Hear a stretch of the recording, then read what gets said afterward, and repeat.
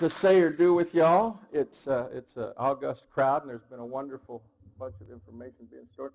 I'd kind of like to keep y'all active, so why don't you get back up. We'll do some release. We'll start with a number 2 release. Just catch a number 2, woo, slip behind them. See if you can kind of line up behind the guy, right square on the line. Number 2. Hey. And see that little side action? There's a tendency to leave that part out. There's a tendency to sort of, kind of get over here somewhere, which ain't bad, but it's going to be hard to pick his pocket. Damn. So as you do it, think about, I think I want to slip right behind him where I have convenient access to all the goodies, right? And just catch a few number 2s, few repetitions, and we'll build from there a piece at a time. David asked me to address number 2 series, so that's what we'll do. Cool? Cool. So watch out for the tendency to get back here and see this thing break loose. It's like, damn, we had something, it was all cooking, I had a little control, and then, boom, it went away.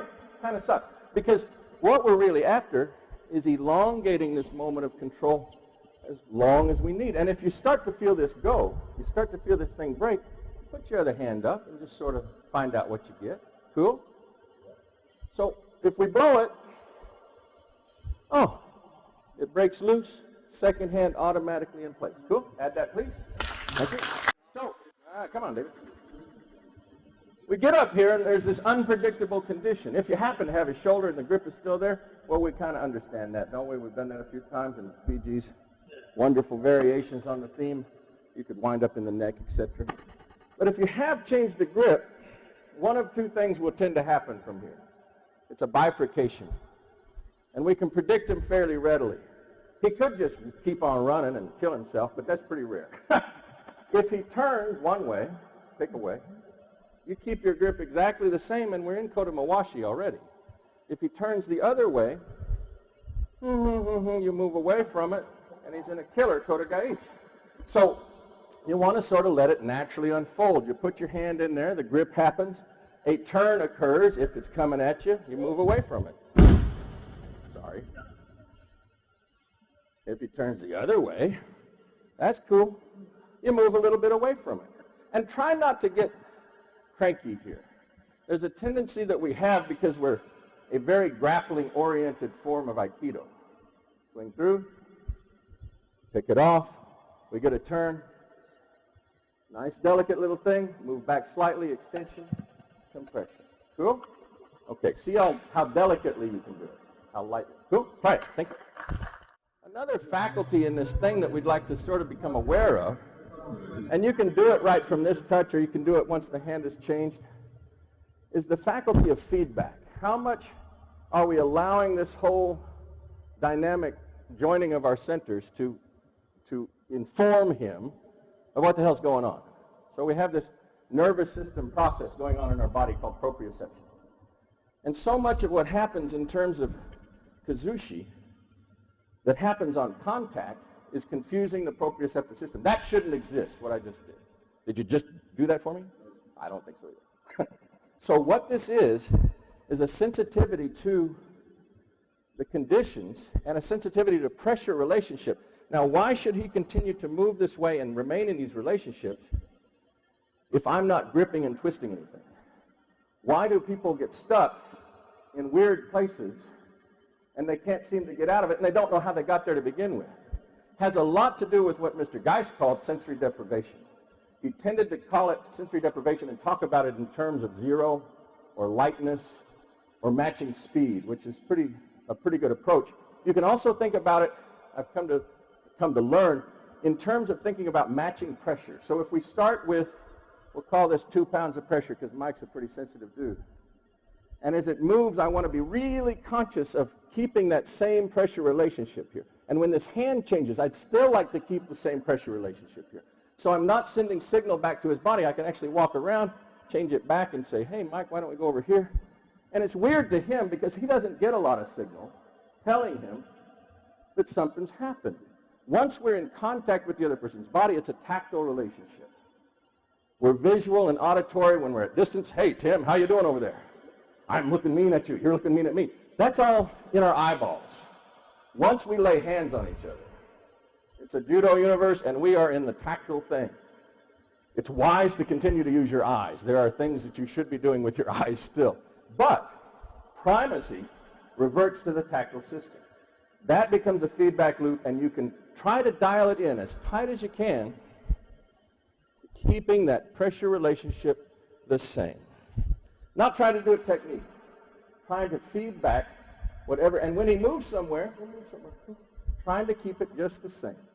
So when it changes to a different point, there was a few pounds of pressure here, there's a few pounds of pressure there. As it changes on, again, a few pounds of pressure. You'd like this to feel basically the same to him.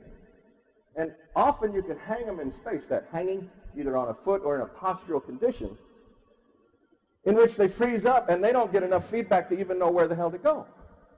You've confused their proprioceptive system to the degree that you've kind of hacked into their nervous system.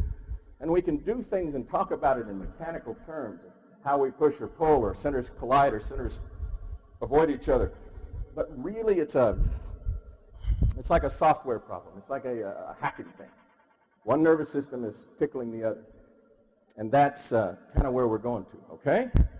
So one of the keys to that, see how close you can keep the pressure relationship the same from relationship to relationship. Cool? And where you go with it can be damn near anything. Damn near anything. Weird, huh? Yeah, it is weird. You say, well, you can't do that. You're not pushing him. No, you're confusing him. Because it's not a statue. It's not an object. It's a human being, and it's got a whole bunch of live stuff in it that's percolating. And you're learning to tickle into that live stuff. Cool? So pressure. Try to keep it as tight to the same pressure you start with as you can. If it gets lighter, things have changed. Typically, you've decelerated. If it's or accelerated, speed will change it too. But you're trying to keep as much of an equal sign in the relationship as possible over a long span, and see what kind of relationship that develops in terms of Kazushi right into his body that he has a difficult time adjusting to. Cool?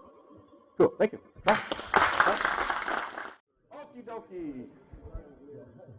Maybe that worked for you, maybe it didn't. We're short on time because we've got Roma up next, and I want to make sure she has plenty of time, because I want to see what she's got going on. Concluding remarks. There's been a lot said about judo and aikido. There's been a lot said about condensing things down to right where you're at. And both of those play into a body of research I've been involved with the past few years. And it's kind of interesting that there's this interplay between the home front and me wandering around in the wilds a bit. My research tells me that basically Mr. Tomiki was doing Kito-ryu and Daito-ryu and sticking them together. That's what Mrs. Miyake wrote on that gi that's stuck up on my wall. She says, Kito-ryu, Daito-ryu come together and make Mr. Tomiki's type of Aikido. Looking at it more thoroughly and sort of delving into what that means, it appears to me that the Kito-ryu is where we talk about, oh, this is a judo-oriented thing. And there's a strong case to be made that we're all actually judo people, that we're not Aikido people at all, that all of our hardware, all of our drivers, all of our delivery of energy system, or not all, but a huge proportion of it, is built around a judo model and a judo mindset. And that we're like a computer made out of judo that's running software that's calling itself Aikido, or software that's calling itself Jodo, or whatever the hell else we want to add to it, right? But basically, functionally, we're using a strongly based Kito-ryu model for what we're about. When you look at Mr. Tomiki and his work, the proportion between the Kito-ryu, Daito-ryu breakdown is probably more 60-40, still slanted toward the judo end of the spectrum. When you look at how things changed and evolved, particularly once Henry arrived on the scene and Carl took that 5 years of adapting the system to Osawa's form of touch and that lightness, I think it changed the proportion. And it changed the proportion fairly dramatically to maybe an 80-20 or a 90-10. Kito-ryu versus Daito-ryu. When we shrink things back down and we're in the airplane like David put us, we're suddenly finding, or what Cliff was talking about, you're stuck in the phone booth and you're having to deal with right where you're at. You start getting into combative reality. Thing gets tight, gets right where you're at. Short, no time to walk around, no time to dally. You're really ranging back into the Daito-ryu, into the spectrum. The Kito-ryu tends to have a strong preference for everything moving through space with the feet. It has a strong preference for everything being reactive. It has a strong preference for dealing with everything as if we're grapplers. When we go away from that a little bit, it's not like we're leaving the Aikido scene. It's like we're moving into the other half of the spectrum a little more. And for specialized reasons, there's great times to do that. There's also wonderful resources that you can get into to find the more efficient ways to go about it. There's plenty of bad examples of Daito-ryu out there that are cranky and nuts. But surprisingly, there's also examples of people with subtlety and lightness of touch that's comparable to our own, which surprised the hell out of me.